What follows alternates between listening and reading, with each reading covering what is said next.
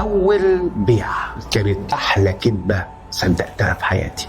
امشي ورا كتبهم من تاني وراح لهم.